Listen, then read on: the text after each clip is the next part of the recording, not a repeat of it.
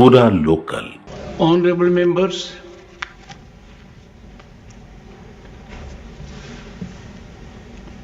I need to inform you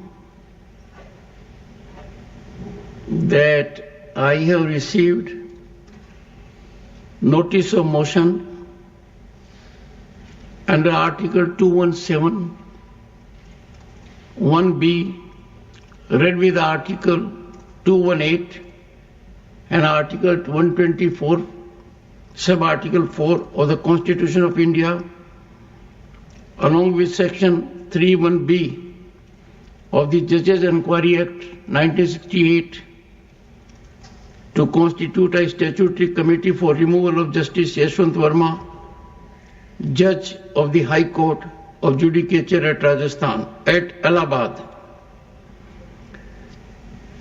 This has been received by me today.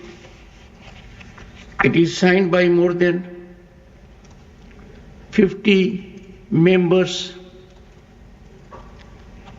of the Council of States, and thus it meets the numerical requirement of signing by members of Parliament for setting in motion a process for removal of a High Court judge. I direct the Secretary General to find out whether a similar motion has been moved in the House of People, the Lok Sabha, and this is being done for the purpose that under the Judges Enquiry Act 1968, the procedure is different if a motion is presented in one house or if the motion is presented on the same day in both the houses. If the motion is presented in the two houses on different dates, then the motion which is presented in the house first, that alone is taken into consideration, and the second motion gets non-jurisdictional. But if the motion is presented in both the houses on the same day, then the provisions are different. If the motion is presented only in one house, then the presiding officer of that house has the competence to consider the motion and either admit or reject it.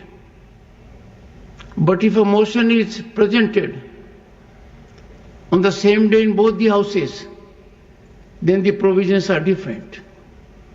Then the right of the Speaker or the Chairman to admit or reject the motion is not there. Then the motions become property of the House. I would invite your attention in that behalf to Section 3, Subsection 2 of the Judges Enquiry Act 1968.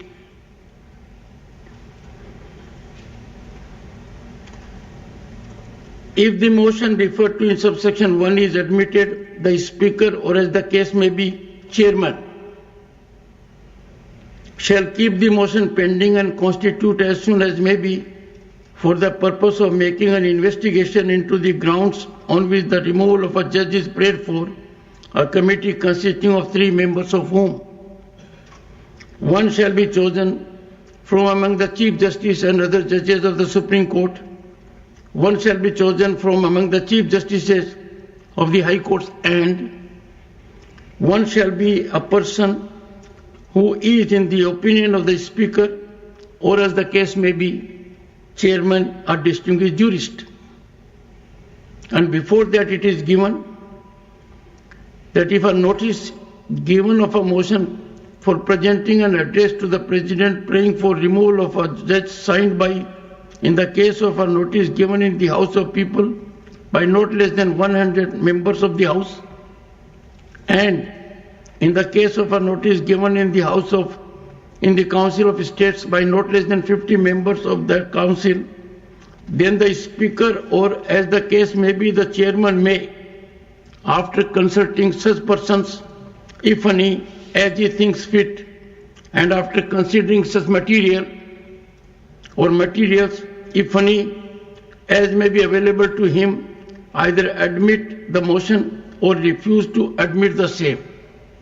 But coming to a motion that has been presented in both the houses on the same day, it says, provided that where notice of a motion referred to in subsection 1 are given on the same day in both the houses of Parliament,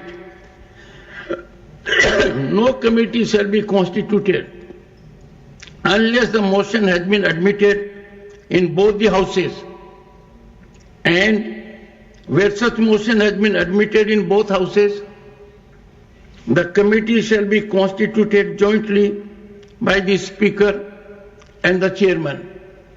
So since the provisions are different, I have directed the Secretary General to update whether such a motion has also been moved in the House of the People. Honorable Law Minister, are you aware? Motion has been moved. हाँ, motion speaker साहब के पास जो है वो सांसदों ने मिलकर के दिया है, कर दिया. In that case, since the Honorable Law Minister is present here and has so indicated that a similar motion has come to be presented by requisite number of members of Parliament of Lok Sabha, requisite more than 100. More than 100, 152, I think. More than 100. To the Honorable Speaker, Lok Sabha, the provisions of provisions of Section 3, subsection 2, proviso will come into effect, and the Secretary General will take necessary steps in this direction. Honorable members, I need to inform you that in December, a motion under Article 124 was submitted for my consideration for removal of a judge of a High Court of Allahabad. That motion was purportedly from 55 members. I examined that and found that one particular member had signed at two places. The result was that the representation, the motion, indicated there are 55 members seeking removal, but actually it was not 55, it was only 54. So obviously an inquiry was conducted to find out from the member who had signed twice, allegedly. The honorable member declined his second signature, and that made the matter a little more serious, because it was required of me then to get to the bottom of the issue and find out whether the representation was meriting consideration. And the process was initiated for verification of signatures and authentication. That process is under progress. I will get an update and come back to the House.